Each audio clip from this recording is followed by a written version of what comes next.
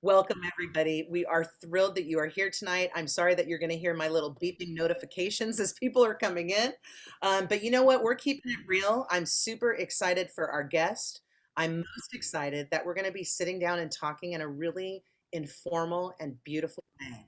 That is what um, fireside chats are. The idea of a fireside chat is you get access like you don't normally get.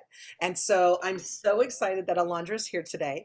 Again, I apologize. You're going to hear the ding dongs as people are coming in, but it is what it is. Alondra and I were just talking about this just a few minutes ago, how essential it is to be authentic in education and how sometimes that authenticity gets lost. And we were talking about, you know what, the fireside chat, this is perfect chance to just be who we are, to come together tonight, to ask questions, and we're hanging out. This isn't formal.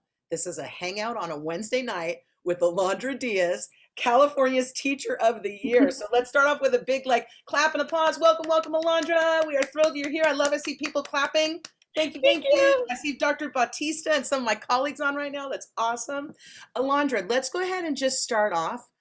Tell us a little bit about yourself. I'm going to be looking in chat. Hopefully people will introduce themselves in chat. Hopefully they'll throw out some questions that we can answer or that you can answer. But before we get to those questions, can you just tell us who you are?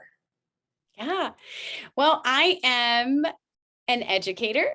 I am a mama to an 8-year-old. I'm a wife. I'm a sister. I'm a friend. I'm a community member.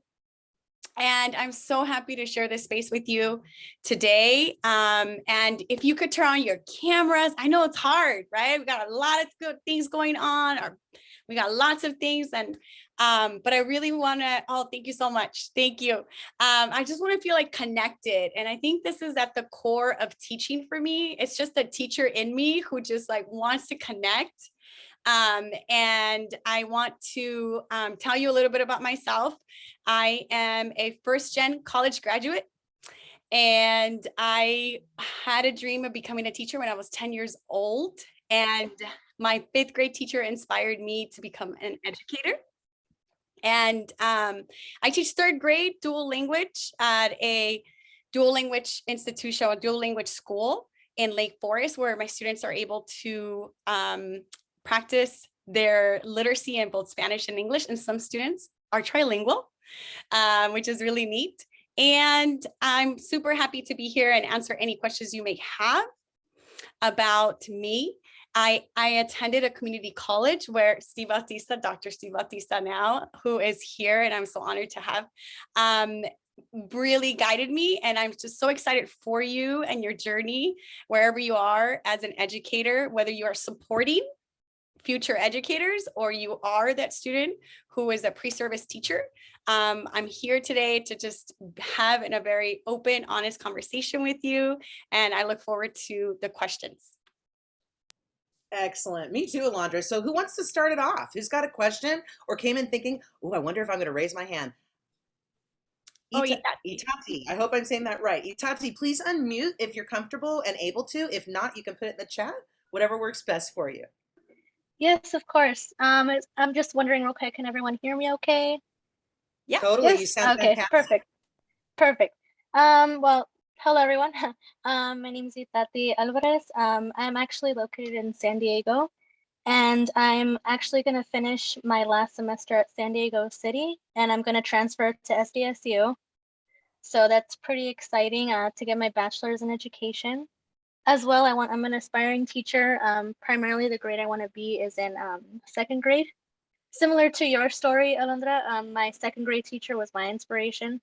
So that's basically where the inspiration came from. So I actually have a question. I was wondering, did you ever have moments where you felt that, you know, doing the work in college and going towards your degrees, did you ever get those moments of, am I really doing what's right for me? Like, did it ever feel overwhelming to be able to second guess yourself per se? Yes, the answer is absolutely yes. And not just one time. There have been multiple times. First, I want to thank you for your question and validate that if you are feeling that way, it is totally normal. Um, I feel like when I was at a community college, I had so much support, and that transition from the community college over to the 4-year to Chapman University was challenging, because you now had to sort of adapt to a new way. And I had so much community in my community college. This is why I love community college. Like, we need to really emphasize that it's about community, and like, we Yes. don't get enough recognition at the community college level. And that's sort of, at least it was lost a little bit for me. For me, it was.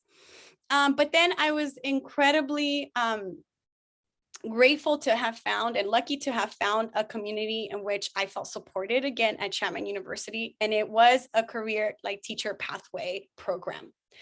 So there were times where I wanted to give up. And it was especially as I transitioned to the 4-year. Now, listen, for me, on a personal level, what it was is I felt I didn't belong. That's what my thing was. Like, I don't belong. I'm competing here. And I thought of myself of competing with students who had been taking SAT courses, and who had tutors, and now I am writing papers and submitting them to the same professors who are getting papers from these students. And I was like, I'm not good enough, and maybe I just don't belong in a classroom in front of kids. And I was reminded of my why. We need to anchor ourselves in our why. Like, why are you headed in the education field? And that's what's going to really help you. It's when you anchor yourself in that why, because when rocky waters hit and you have that solid anchor, you're going nowhere. You're gonna stay. And it's going to help you think of your future, like that future you, Itati, that future Maestra Alvarez, Mrs. Alvarez. And you gotta visualize that. So yes, short answer to your question, absolutely. It was there. And I have, if you do feel that way, here's my recommendation is to find those people around you and seek that, and actually accept their support, because they're willing to. I was so lucky to have so many people who supported me. So especially during this transition, okay? And then once you kind of get into that, like, you get back in, you adapt, you're resilient, and you're gonna persevere. Thank you so much, Alondra. Thank you. Yeah. Alondra, I love that answer when you said I had so much community in my community college. I mean, I literally was like, I got to write this down. I want to do a shout out on this too, because for those who are students and those who are leading programs, okay, just something to think about. Right now in our K-12 system, there's a ton of funding coming out for community schools for K-12, right, Alondra? Like a ton's coming out, lots of opportunities. Our community colleges are already community schools. Imagine if community colleges decided to embrace those students for their entire teacher prep pathway. Imagine Alondra, when she transferred, was able to go back to every club meeting, every professional development, every conference for free that community college was producing. So it's like, once you're there, once that person's your student, it's not like it stops. It means that person's your student for the rest of their life and the rest of their career. What if we reframed how we did our systems? And I say this because when I ran teacher prep at a college, Alondra, the first year I got a grant and I was told how I had to run it. And then after that, I had to write grants to create what the program was going to be. And from then on, I created an inclusive program that every CSU, every UC, every community college student, every K-12 student, every person who's in the community, if they wanted to know, they could be part of that. Could we do that, Alondra? Like, could we just decide that we're just going to change? I mean, just hearing you say the impact of the community college, what about if somebody could leave and then still be part? Could that make a difference? Oh, absolutely. Absolutely. And there were those career, and now we're even talking about high schools, right? But that we have grow your own programs like at Santa Ana College, where we know there's research behind this, that we're really helping support students, especially future teachers of color. right? We know the challenges that we face. So that would be incredible to have that, a real pathway that is cohesive. And I think that would make a huge difference as we then transition into our own classrooms. I love it. And you know what's the cool thing? When I did that, nobody blinked an eye. And then every single year that I wrote grants for the 10 years later that I ran that program, it was inclusive. So we could do it as a system, right? Who else has a question for Alondra? I've got, of course, a million. I'm going to try and keep my mouth shut, which, as everybody knows, is close to impossible. So who else is next that would like to ask one? Feel free to unmute, put it in the chat, whatever feels comfortable.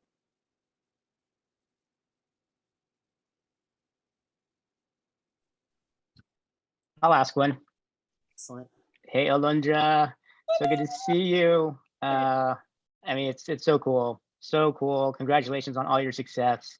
It's really neat to see someone from our community on KTLA Channel 5 and all over the news and everywhere else. It's super cool. I got a chance to see Julie today, and it's so proud of all the success you've had, and it's really cool. You just know people that they're like kicking butt in their career. So congratulations. Thank you. So I have two questions for you. So one is, I know that you teach from a social justice lens. So how does that play out in your classroom? So that's question number one. Mm-hmm. And then the second question is, I've had a chance to listen to a couple of your interviews lately, and you are so reflective of your own educational journey, your own understanding of the systemic inequalities that exist in education. And I know that's not an instant thing that happens, to get in that process, to get that critical consciousness that you have is a process. So I'm wondering, as we develop teachers, it's really critical that they have these skills and have that critical consciousness and understanding of the systems that they're entering into and how to navigate them, and even unpacking their own journeys in a way that gets to that why. And I'm curious to your opinion and where could that start? Like where does that begin? How can we help future teachers get to that point to where, I mean, obviously you're a veteran teacher, but just to begin that process in community college. So two steps: how do you include social justice in the classroom, and then kind of how do we get more educators who are deeply reflective and critically conscious as you are? I love that. Yeah, for their first questions, the social justice piece, literature has a lot to do with, especially with the lower grades. When we start to open doors and windows, provide windows for our students to see the immigrant experience, to see things that are different, different family structures, we're inviting them to see our world. We're inviting them to see our world in our four walls, right? And so a lot of the social justice piece are really just questions that come up from reading, from reading our books. And so, for instance, we've read a book about the water that's called Water Protectors. And it talks about, Native American indigenous groups and how they use their resources and current things that have happened with water resources and access. And, you read a beautiful picture book to kids and you allow them to just think of questions and facilitate that, they come up with the most amazing questions and reflections. And I think it's really about providing a space. I think in teaching, we're like, we got to teach this lesson, we got to meet this standard, we got to do this, check, check, check, check, check.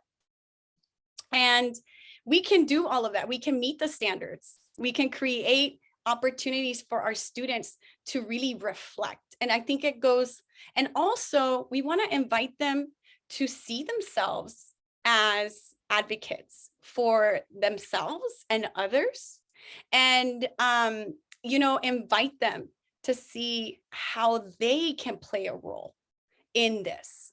And like we when I was teaching 5th grade, we were reading a book, and a lot the topic of homelessness came up.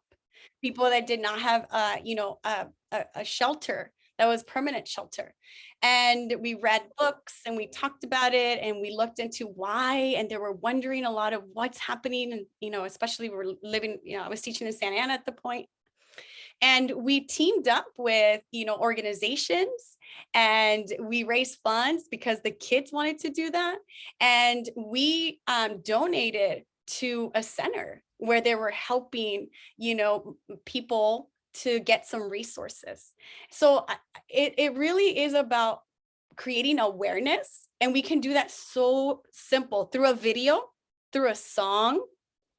You know, we talked about Celia Cruz, and we talked about some of the challenges she faced.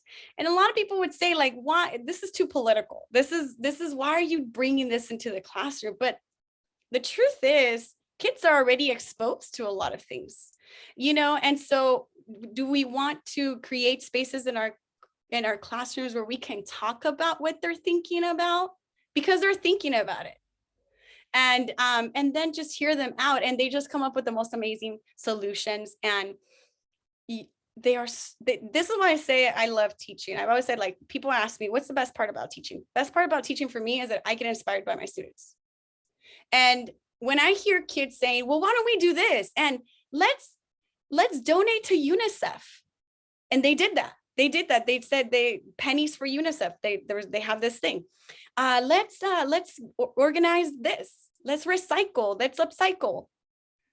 I get inspired to be that person who is active in my own community and aware of these injustices happening.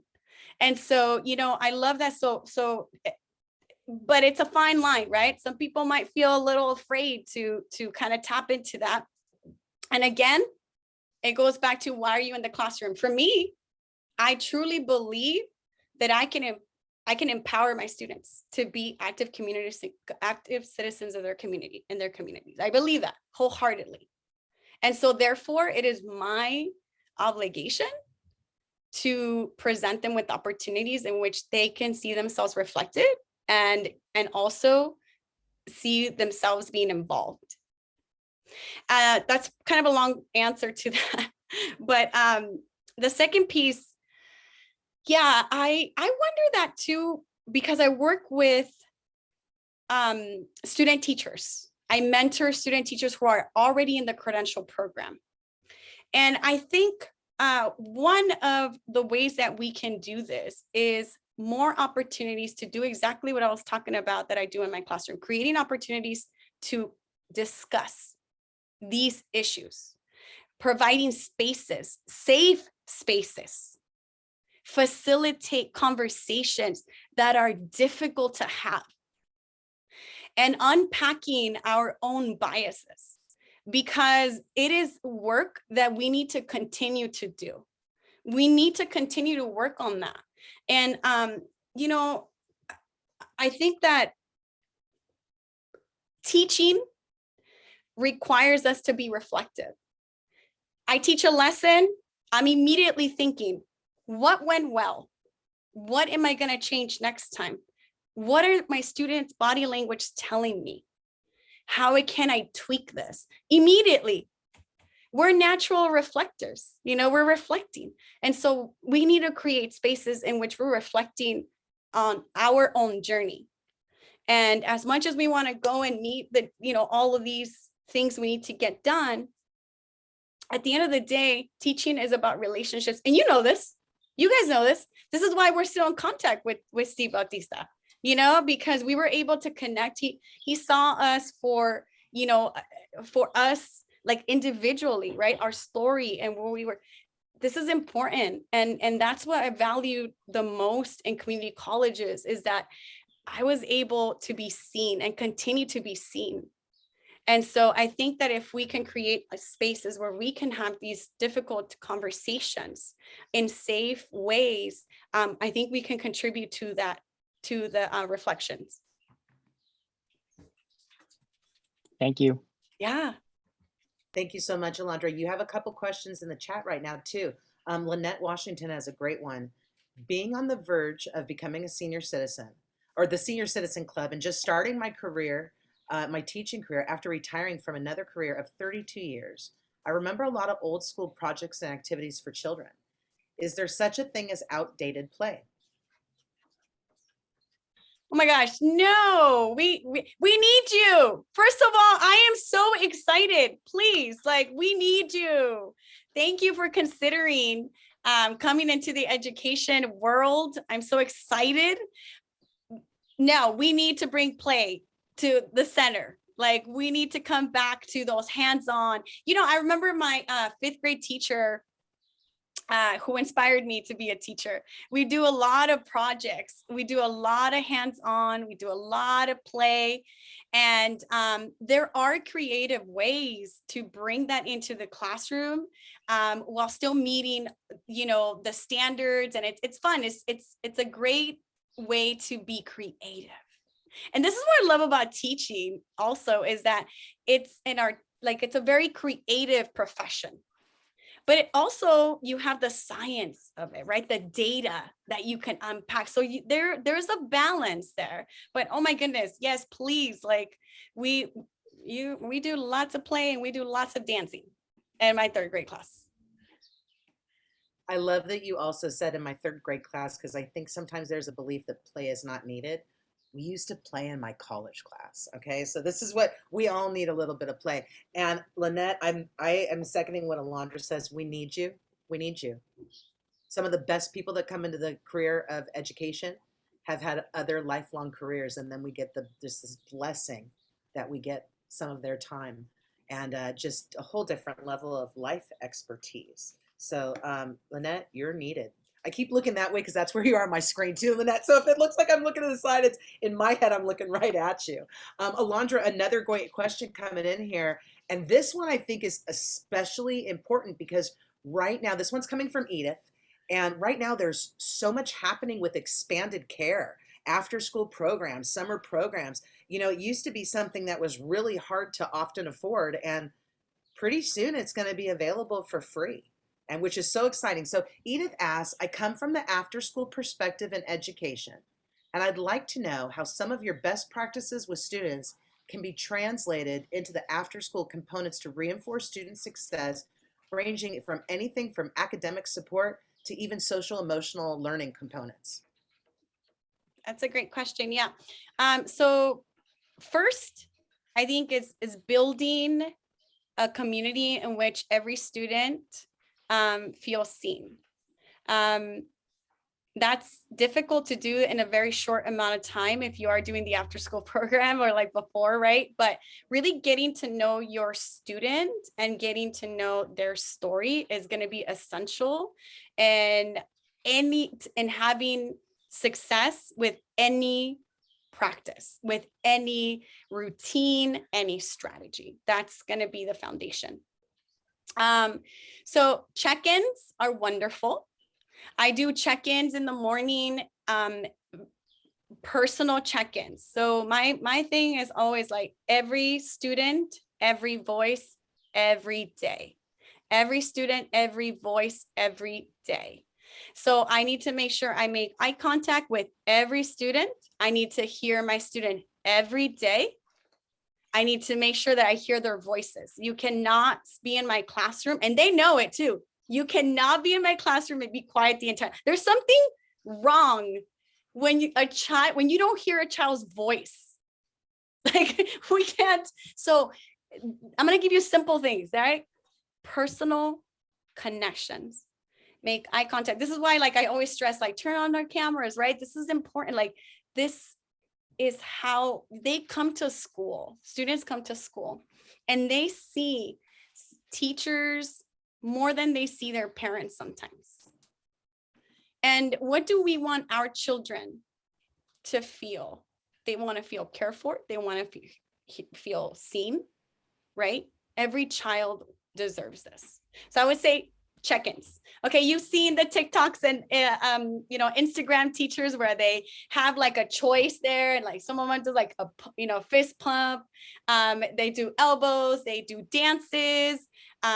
You can do like, if some students and teachers work well with like technology piece, they do a Google form to check in, and they just choose like how they're feeling. So coming in from the after school, right? I mean, from school, maybe something happened in the patio, maybe something happened during recess. You want to allow some space for that.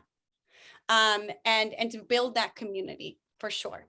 And then I would say for the SEL, you know, I love to say that in my class, SEL is woven into my day. This is not like SEL time. You know, okay, now we're gonna do SEL. Like, no, we don't do that. SEL is part of our day, part of our lessons and everything. So I'll give you an example. Self-awareness, right? So that's part of SEL. That's one of the pillars of SEL. So how do we create opportunities for students to be self-aware of how they're feeling? Okay, so a lot of people use zones of regulation. We have, you know, green zone, yellow zone, and blue zone and red zone. We use that in my class. So they point out like they're starting to feel a little, you know, anxious about our test or whatever it may be. They can point to that and tell me their feeling. They're self-aware. So do you have something where it helps them be self-aware? Second piece is self-regulation, right? And that could be anytime. If I only do SEL at the end of the day for the last 15 minutes, I'm not providing opportunities for students to self-reflect, to be self-aware, and then to self-regulate. So now that I notice I'm in yellow zone where I'm feeling anxious, I'm biting my nails, there are physical things happening to my body that are telling me I'm anxious. Now what do?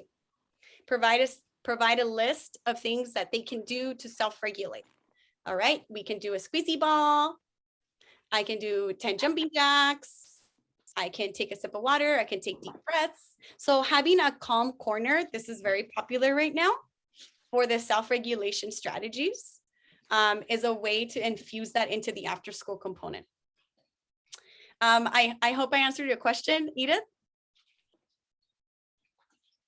Wonderful. Love that, Alondra. I did a teacher appreciation event just yesterday at my kids' school, 117 staff members. And I had 2 different types of like fidgets and wellness things for them to choose for themselves. So we all need it. And I love that calm corner. I need a calm corner in my office. You We know, should all have a calm corner, right, Steve? You too? you know, I this is why I say I love teaching, because I'm inspired to be a better person, to be a better human being. Like, okay, if I'm gonna go into the classroom and say, you know, you guys, we need to be self-aware, we need to and I don't do those things, how can I speak about these things? How can I encourage these things? So we have to practice that. I have to practice that at home. Okay. I have a husband, an 8-year-old, deep breaths, self-regulate, you know, and I don't know if I mentioned this before, but if you know part of my story, you know, there was a lot of trauma, you know, there was a lot of trauma and inflicted by poverty. And I love that I am able to heal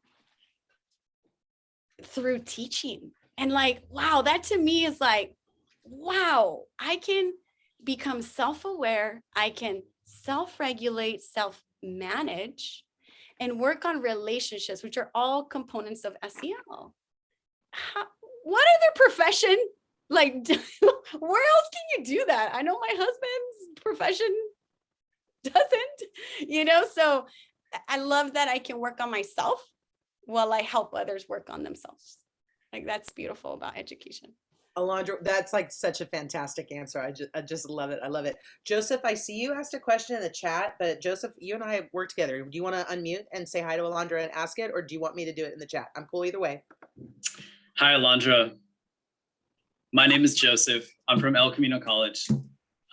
My question for you is, during the school year, how actively do you seek out professional development, like workshops, trending topics in education, things that you see your coworkers do and you're like, oh my God, I want to Google research that, and then you attend a workshop because of that? I know the correct answer here is, oh, as teachers, we're always learning, we're always researching, we're always trying new stuff out. But there's not enough time to be teacher of the year and to be doing that stuff. So do you have like a moment, like is it every month, or like is it just during the summers, or like I'm just curious about the activeness of seeking out professional development. I love that question, and I appreciate your transparency about how you feel about responses, and I'm going to be as authentic and transparent. It depends. It depends on the school year, where we're at. Personally, this is something I practice, and this is what I feel I need to do. I'm not saying you should all do this, but it's been life-changing for me. I get up early in the morning. I do 20 minutes of working out, 20 minutes of reflection, 20 minutes of learning something. And if you ask me, do you really do this like every day? I try my best. I try my best because, and it could be like I'm reading a book right now. I have it right here on differentiation. I know I have one on technology that I'm trying to, you know, kind of take a look at. Whatever it is, I want to make sure that I apply it and honor it as how should I say this? As like I want to give it the time and the space and the energy, because then you start trying something and you throw it out, and you try something else and you throw it out. Like, you really want to make sure that you honor that, whatever you're doing. And then sort of like I do like a cycle where I'm like, okay, I'm going to try this strategy and I have to reflect. And then there are times where I have report cards and I'm like, okay, like right now is not the time. Right now, what I need for my 20 minutes of learning is I need a TED Talk. Right now, for my 20 minutes, I need to call my friend. Right now, for my 20 minutes, like I need to go back to my journal and write, like reread some of the things I've already written down. Okay, so again, for me, it depends on the school year. But I do seek to at least give 20 minutes a day to learn something new. And I got this from a book that's called the 5 a.m. Book Club. I was having a really difficult time during the pandemic. It really, really challenged me on a personal level, where I was feeling, I mean, it really, all of us, right? We were affected by the pandemic, but like, I'm a very social person, and I get energy from being around people. And I was like on Zoom all the time, and my students, I wasn't seeing my students. It was really difficult. So that's where I needed to kind of take care of my mental health. And that's where the 20-20-20 came from. I hope I answered your question. As far as the summers, I always try to read a book or sign up for professional development at my district. It will also depend on your district. Wherever you end up working, there will be opportunities for professional development you can sign up for. I just finished one that was on universal design for learning. And part of my 20 minutes at the time, that was it. It was taking that self-paced course. Did I answer your question? Yeah, thanks for the UDL input there too. Yeah. That is a trending topic, so cool. Yes, yes. Alondra, did you teach during summer, or do you take summers off? I do not teach during the summer. No. I like to learn something new. So for example, I've done calligraphy classes over the summer. I took a course, like there've been different things I've done. Yeah, you know, someone just asked me like, hey, someone I'm mentoring, you know, what do you think about summer school? For me, it's a time to get like re-energized. It's also a time for my family. I don't think we talk a lot about spouses, you know, the spouses of educators. We need a support system, and that one person, you know, your little tight community is the one that really just pours on you. And I feel like the summer is a time for me to kind of pour on them and be present fully, because being in education, no matter where you're at, whether you're a professor, whether you're a counselor, teacher, it's a lot. It's a lot, and our spouses are our backbone. And so I try to take summers off to give back to myself and also give to my family. Wonderful, wonderful, wonderful. I think it's one of the ways to preserve ourselves as educators. I'm going to be honest. And I understand financially when we have to sometimes teach summer school, but when people have, especially like if you're at a district that pays you 12 checks a year, like, you know what I mean? Where you don't have to do like a rebudgeting, man, take summers if you can. I love that you said that, Alondra. I think that was one of the reasons, one of the ways I stayed a good educator, because you can prioritize yourself and your family, and it's wonderful. And I love Yeah. that Steve just said life balance.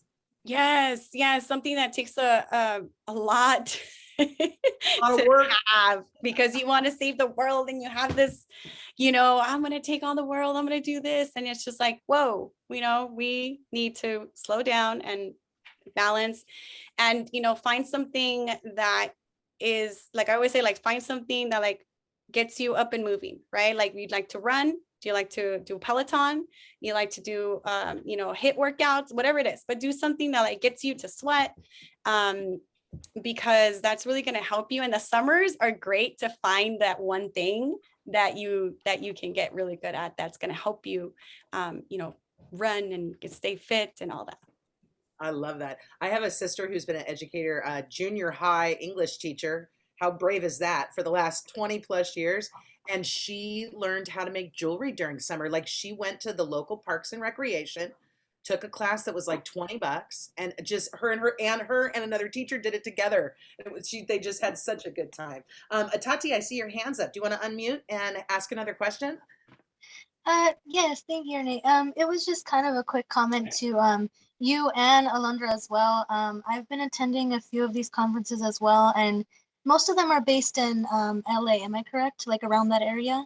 Yes. Well, I'm from, of course, I said before, San Diego. So I'm taking my Education 203 course. So, that's mostly field experience. But I can honestly say sometimes it doesn't even feel like I'm wanting to gain those hours for experience. It's just, it's since I'm not able to attend physically to some elementary schools that I wanted to field experience in, I am really happy that I'm attending these conferences because I'm getting such a different outlook on the education community as a whole, whether you want to be a teacher, counselor, a nurse, whatever it is. So it's just awesome to hear your guys' experiences or your inputs on stuff that I didn't even look at it in that perspective. So, and also as well, talking about taking time to reflect, take time to yourself, because I'm so happy I'm learning all this now while, before I get into this professionally. So I just wanted to say thank you to both of you for, doing this and having these conferences. And it's just been really helpful and eye-opening for me. So just a quick thank you. Oh, thank you so much. Thank you. I wish I would have known these things. Like when I started working, I was just like, I'm going to save the world, one kid at a time. And you burn really quickly. You burn out very quickly. And this is what research is showing. This is what research is showing about, especially teachers, who are just entering or first first generation college graduates, right? We need that support. And part of that is to recognize what you need. What do you need? And advocating for that. And be okay with it, right, Alondra? Like, you're worth it. You're worth advocating for what you need. Sometimes I think we question that. And ask your programs, challenge your programs. Say, hey, this group's doing this. What do we have? What's going on?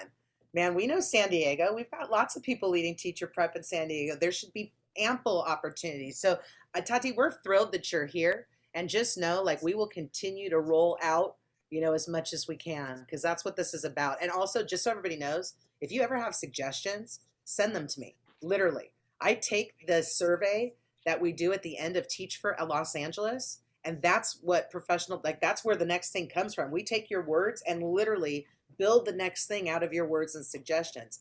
Okay, I have a very exciting question. that is in the chat right now from Dr. Batista. And Steve, I'm so glad you asked this because I was wondering this too. Alondra, how was your visit to the White House last week? How cool is that? How cool is that, Alondra? Yeah, wow. Honestly, I'm still processing a lot of what happened at Washington Week. It's called Washington Week, where you spend an entire week doing the different things, a lot of professional development. So we were able to listen to 4 TED Talks in person. We were able to go to the U.S. Department of Education and speak to Cindy Marden, who is Deputy Education there. And we were able to speak to, representatives and senators, and at the day that we had Capitol Hill visits. And the White House visit was, first of all, Dr. Jill Biden is the real deal. She knew us. I'm always about, get to know your students and get to know their families and get to know their stories. This is important. Weave it into your classroom lessons. It doesn't matter what you teach. And it's all about that. And when I got to the White House and Dr. Jill spoke to us, she knew us. She read our bios. And she gave a phenomenal speech. And she, if you heard it, she talked about, a bell, and she used it and weaved it in her speech. And at the end of our visit to the White House, we were handed a gift.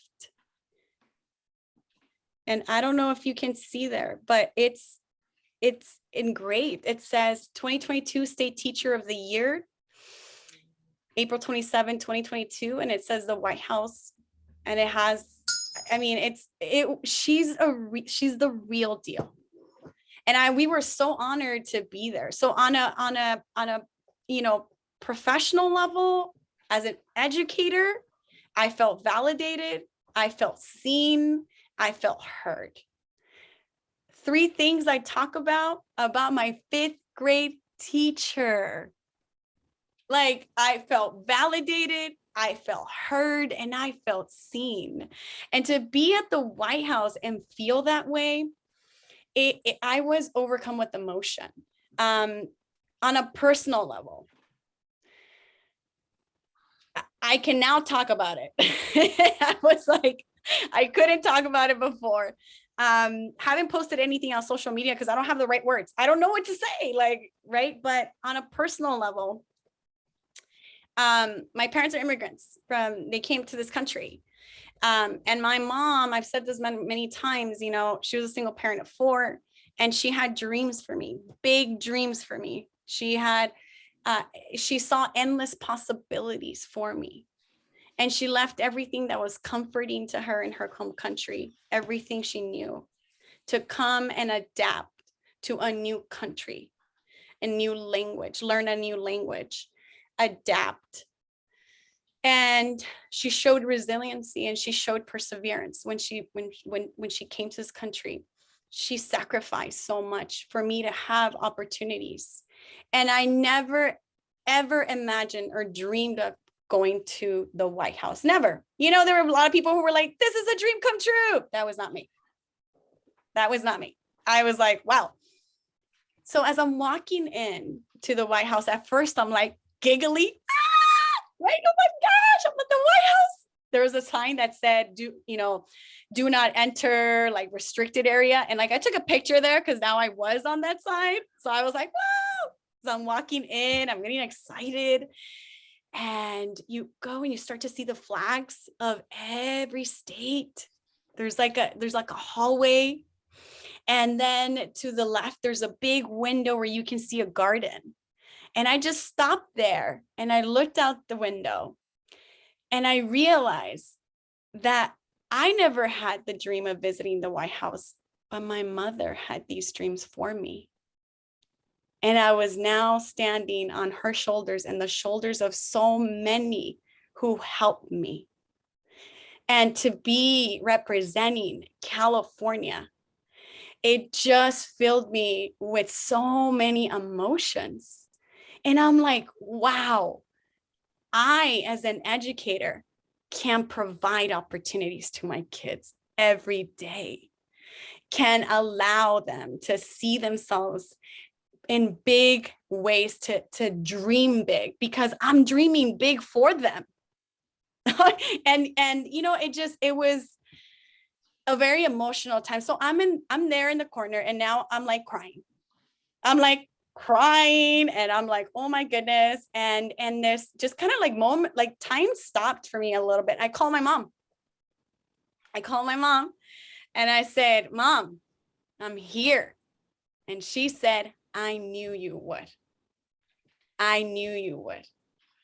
And you know, that to me was such a beautiful moment. So on a personal level, it meant so much. On an educator level, it was a lot to kind of take, because I'm representing, you know, all educators across the state, representing multilinguals, representing teachers of color, representing first-gen students. And so it was an honor to be there and represent and tell the stories of our students and families, and tell the stories of our educators who are so dedicated.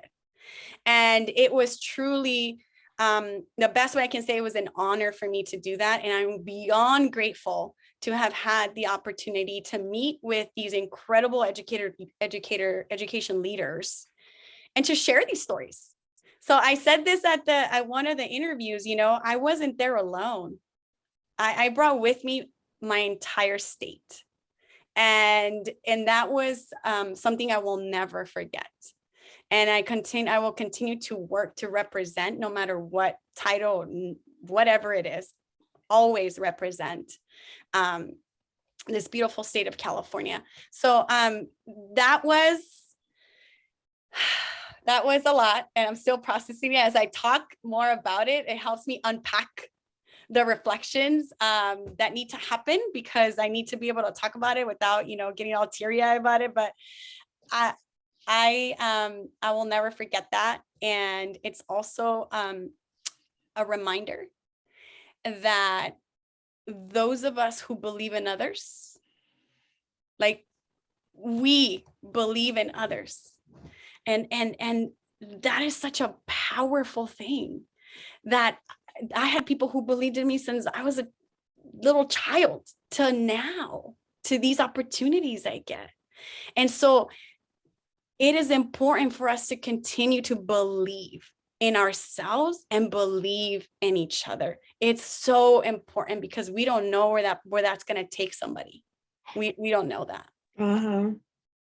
So that's my take on the White House. I'm sure I will continue to unravel a lot of those experiences. But truly, I'm happy to share this reflection with you guys today, which is the first time I'm really reflecting. Alondra, thanks for taking the community college system with you too, because all of us are so excited. It's like one of us is there. And so it's just really, really exciting.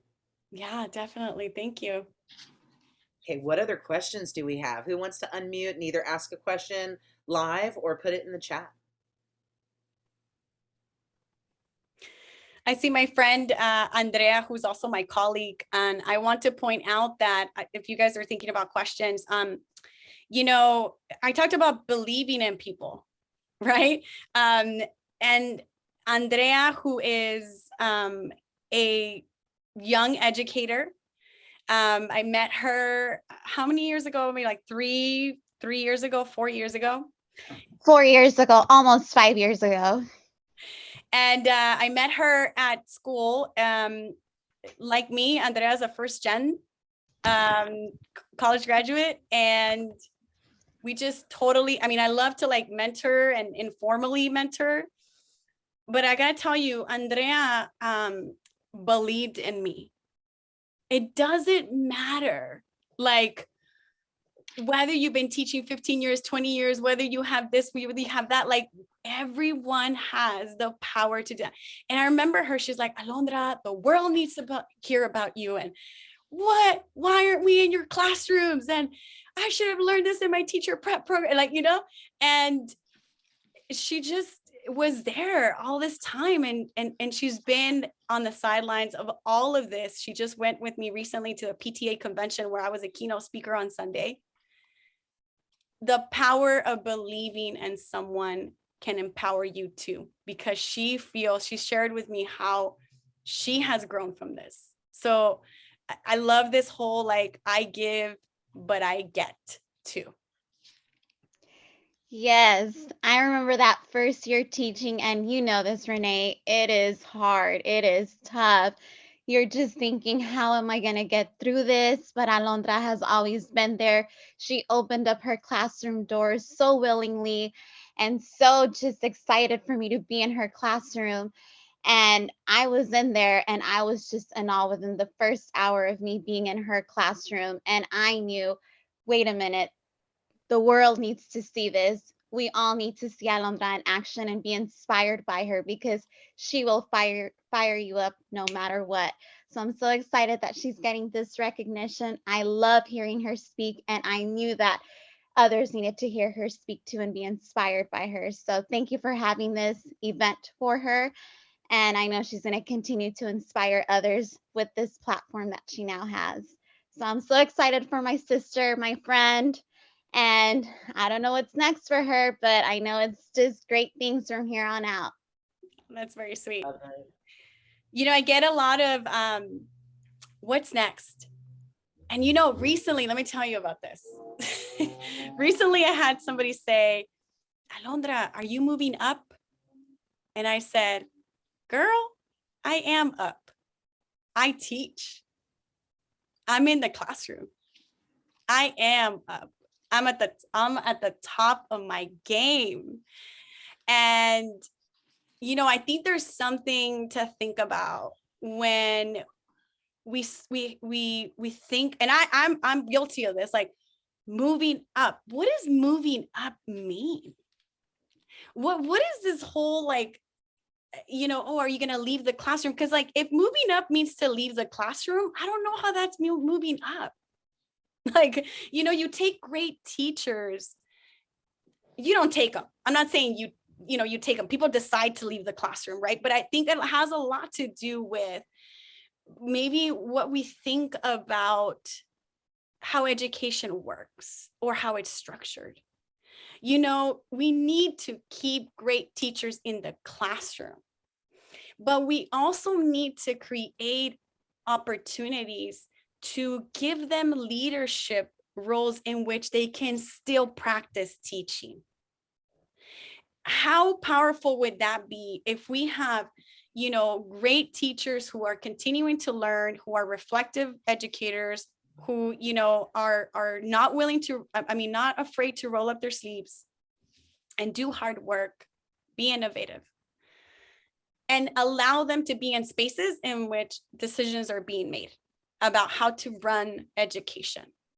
We need to have more of that. And in fact, that was my big thing when I was speaking to legislators and senators. You know, I'm talking about how can we keep teachers in the classroom, great teachers in the classroom, and still allow them spaces in which these big decisions are being made, because we need teachers, we need educators who work with kids at the table where these decisions are being made, when we're talking about funding, when we're talking about policy, educational policy. We need teachers who are in the classroom. And I have the utmost respect for leadership. And so this is not, you know, and one of the things I like to say is when I advocate for teachers, when we advocate for teachers, we advocate for kids. We are never, it's not one or the other. Like when we advocate for teachers, we advocate for kids. We're advocating for kids. And so, you know, that question is really interesting to me. What's next? And are you moving up? And I'm like, what does that mean? Alondra, I love your reflection on that because there's so many times when we see a talented teacher and we go, oh, we need you in administration.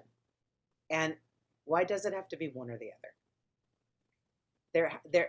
We need to blend things in education. We need to blend our systems. We need to blend positions.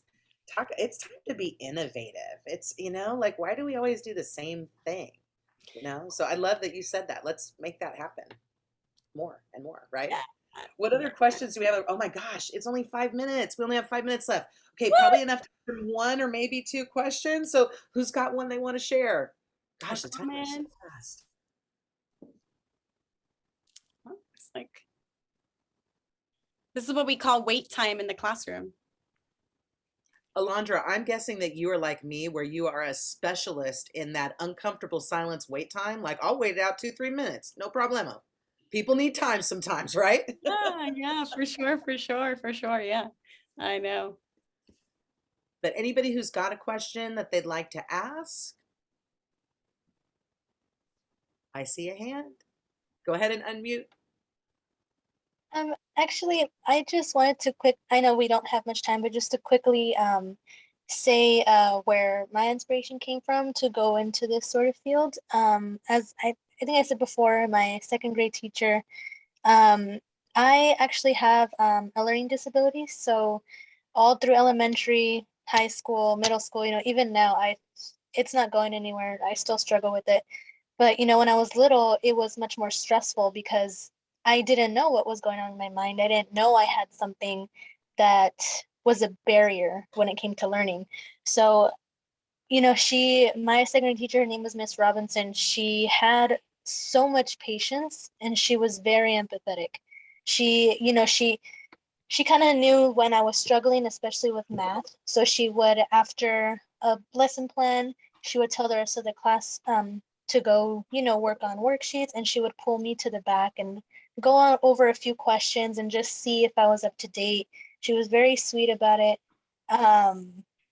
Sadly, I think when I was going into third, fourth grade, she switched schools.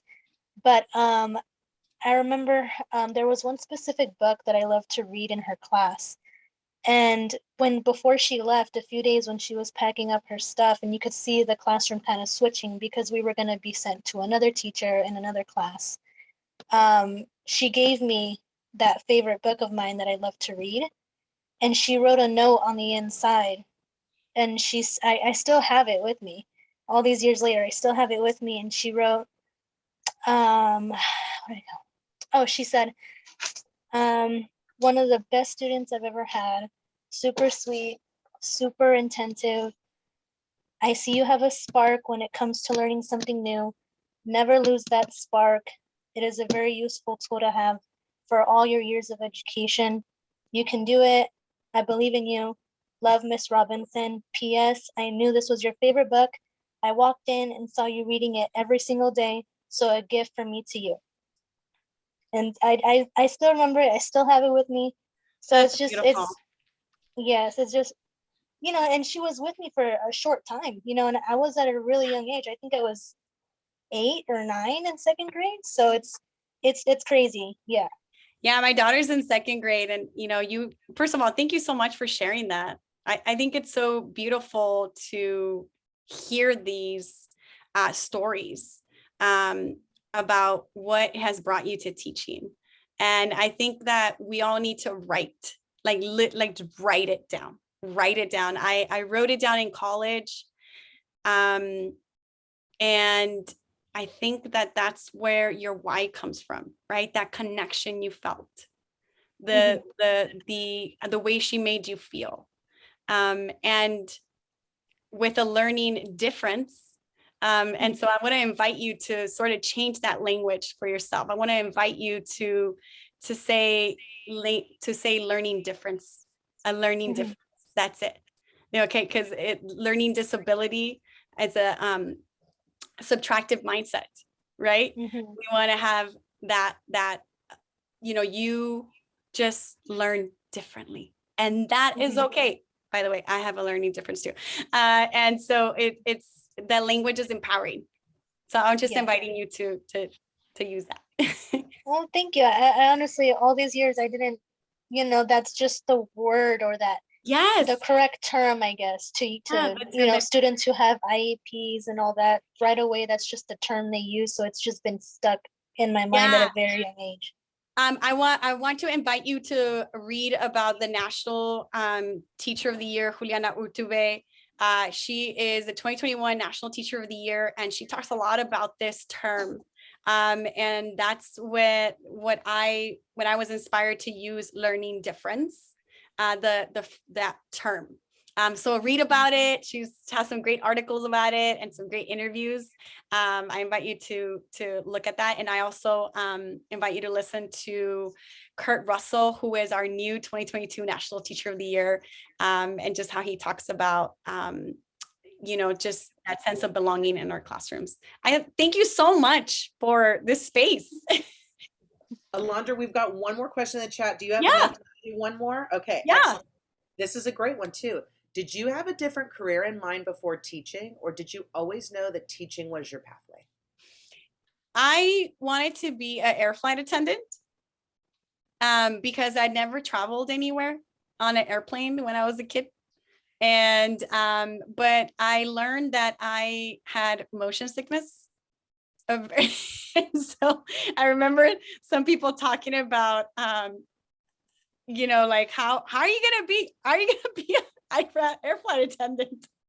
And but that was the only other thing that I think that I wanted to be, but it wasn't like super, you're like 5, 6, 7, 8. And I was 10 years old when I knew I wanted to be a teacher. So that was pretty early. It was pretty early. Yeah. Do you know that 50% of teachers know by the time that they're about 10 or 11 years old? And then about the other 50%, it's later in life. But if you ever work with a kindergartner who is like, oh, can I have this? Can I take your extra worksheets? And I want my whiteboard, and they're, doing their kindergarten with stuffed animals. Yeah. They become teachers. Yeah. No I used shit. to imagine a lot. I used to visualize a lot. I do talk a lot about this. I know we all have to go, but one of the things that I think held me together and helped me keep that like hope when things around me were not very pretty was I would visualize myself in front of the classroom, and I would visualize myself with the peachy pink lipstick and matching earrings and necklaces like Mrs. Yellen. And I would just picture myself in front of a class with kids. And so when I was able to do that for real in front of a class, I was just like, this is okay. I got this. I've been here before in my mind, of course. But there's so much power in visualization. That's like a self-fulfilling prophecy when you envision it and then you become it. And so I love that. Alondra, you are an absolute blessing. Again, I'm like just feel so honored that I get to hang out and spend time with you. And I hope we can just continue this just in different formats. But thank you so much, everybody, for being here tonight. Alondra, thank you for being excellent in all you do and all you say and just thoughtful. And everybody just, I know there's a lot of pressure with being teachers and it feels like you're questioning and all these things. You have a community. Yeah, you do. We're here for you and we want you to succeed. Right, Alondra? That's right. That's right. And, accept that help and don't be afraid. And you belong. You belong. I have to remind everybody you belong here. I want to thank all of you guys who are here for sharing this space and for accepting me as I am. I try to be as authentic and remain authentic in these spaces and everywhere that I go. And these are spaces that I have not navigated before. And as a person of color, I feel a little intimidated at times. And so I want to thank you for giving me that confidence. And I want to thank Renee and everyone who has, helped me open doors. Marianne Smith, Dr. Marianne Smith, who has been a mentor. We talk about equity, we talk about access, and like here I am, where doors are being opened for me, and I have people who continue to guide me. And this is never ending. This continues, and then it only comes back to you. Whatever you give is going to be multiplied back. I love that. That's what a perfect thing to end on. Whatever you give multiplies back. That is beautiful. Everyone have a wonderful evening. I mean, we're getting close to the weekend. Have a great weekend, everybody. And I know there's a lot of emails. More's coming because we have a little bit more professional development before we wrap for this semester. So Alondra, thank you so much for being here tonight. I look forward to seeing you later this week. Everybody else, thank you so, so much for being here. Everybody take care of yourself and let's take care of each other. And I feel like somebody used to use that at the end of shows. So sorry if I quoted somebody there and I don't know who, but let's all be good, everybody, and try to do good. So thank you so much, everyone. Have a great night. Thank you so much, Alondra, and take care, everybody. See you soon. Thank you.